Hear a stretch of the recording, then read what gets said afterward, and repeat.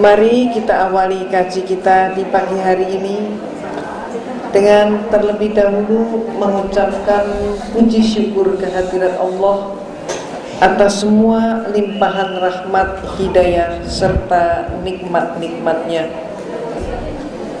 Alhamdulillahirrahman, alamal Qur'an, khalaqal insana alamahul bayan.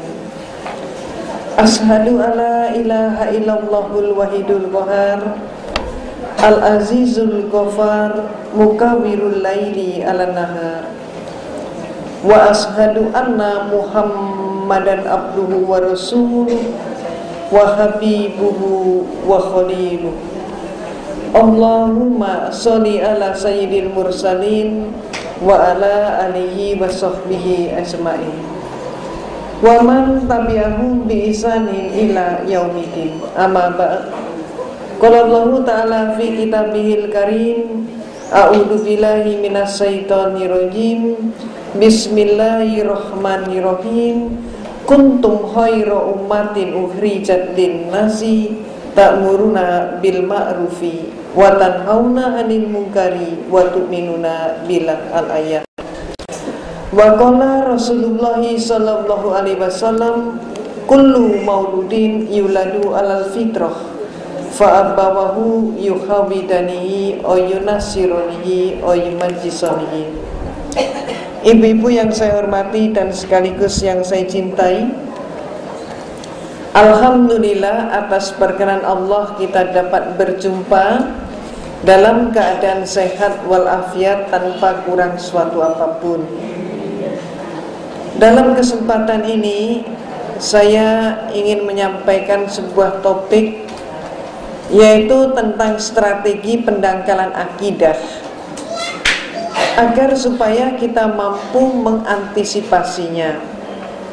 Dan sebagai latar belakang, saya menyampaikan hal ini disebabkan karena pengetahuan saya, dan pengetahuan saya itu erat hubungannya dengan latar belakang kehidupan saya yang insya Allah berbeda dengan ibu-ibu pada umumnya.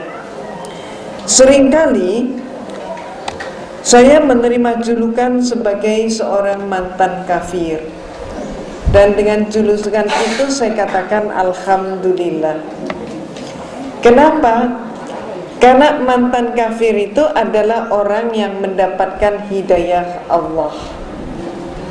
Maka saya katakan alhamdulillah.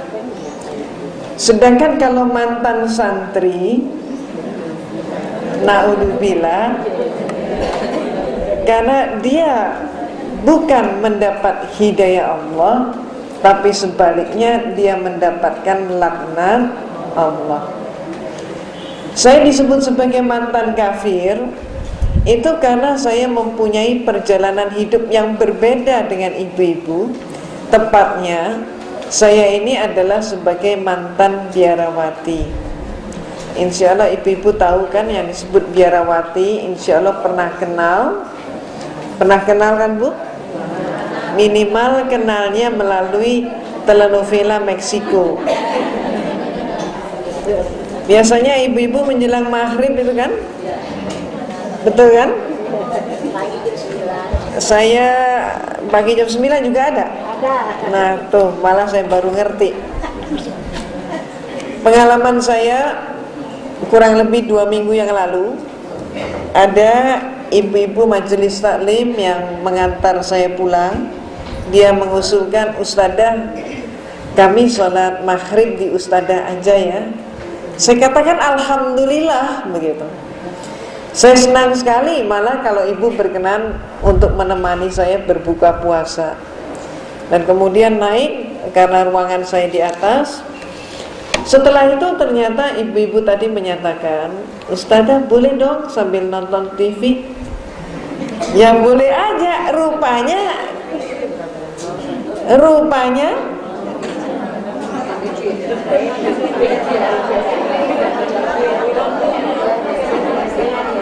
jadi rupanya dia nggak mau ketinggalan. Kalau dia tidak maghrib di tempat saya kan maghribnya di jalan, maka ketinggalan Betty Rafia.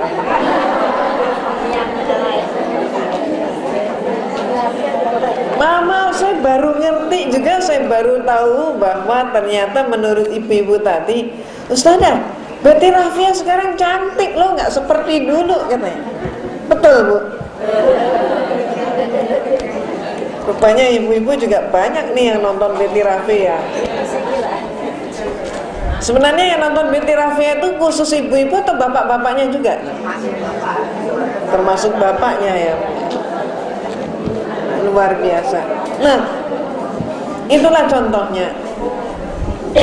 Saya masuk biara menjadi seorang biarawati dan saya katakan alhamdulillah. Kenapa? Karena justru di biaralah untuk pertama kali saya berkenalan dengan Islam. Tepatnya dari semua mereka yang masuk biara itu hanya ada 2 orang saja. Satu adalah diri saya dan seorang teman lagi, yang kami berdua ini diberi tugas khusus, yaitu untuk kuliah di biara dan sekaligus untuk kuliah di Institut Filsafat Teologia, yang di dalam agama Katolik disebut Seminari Agung, yaitu pendidikan akhir pastor. Di sanalah saya menekuni ilmu perbandingan agama, comparative religion, termasuk menekuni Islamologi, ilmu agama Islam. Tapi Islamologi yang saya terima di sana berbeda dengan yang ibu-ibu terima. Ibu menyatakan bahwa Islam adalah agama yang hak, sedangkan yang saya terima adalah berbagai macam pemikiran dan pandangan yang menyatakan Islam adalah agama yang jelek. Kalau Anda ingin tahu jeleknya Islam, kata mereka, lihat saja umat Islam di Indonesia. Maka di Indonesia ini orang yang melarat agamanya apa? Yang bodoh agamanya apa? Yang di bantaran sungai agamanya apa? Yang kehilangan sandal sepatu hari Jumat siapa? Yang berpecah belah tidak mau bersatu siapa? Yang jadi teroris siapa? Kata mereka semua itu Islam. Dan pada saat itulah saya katakan penyimpulan itu belum benar, perlu diuji. Dan Islam jangan hanya dilihat di Indonesia maupun sebaliknya. Maka saya mengajak melihat bagaimana di Filipina, bagaimana di Meksiko, bagaimana di Irlandia, bagaimana di Italia, bagaimana tentang terbentuknya negara Amerika, dan kemudian bagaimana terbentuknya Australia.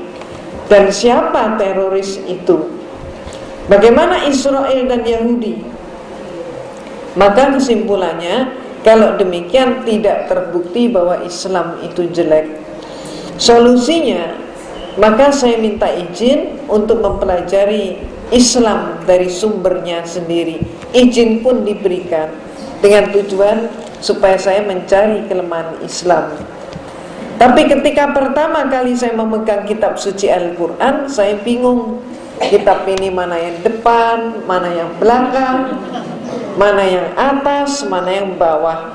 Karena saya hanya mampu huruf Latin, padahal kitab suci Al-Quran itu dalam huruf hijaiyah. Maka ketika saya amati bentuk hurufnya pun saya semakin bingung. Ini hurufnya ini kok bulat-bulat, panjang-panjang, dari mana saya harus baca? Maka saya putuskan, kalau demikian jalan pintasnya saya harus mempelajari kitab suci Al-Quran dari terjemah. Tapi ketika saya memulai dari terjemah masih keliru juga. Ayat Allah yang saya pelajari pertama-tama bukan dari depan, tapi kebalik dari belakang. Dan yang pertama kali saya kaji adalah surat Al-Ikhlas. Ibu kenalkan surat Al-Ikhlas? Biasanya bapak-bapak kalau sholatnya cepet-cepetan pakai surat apa Bu? Al-Ikhlas. Oh, ibu-ibu juga.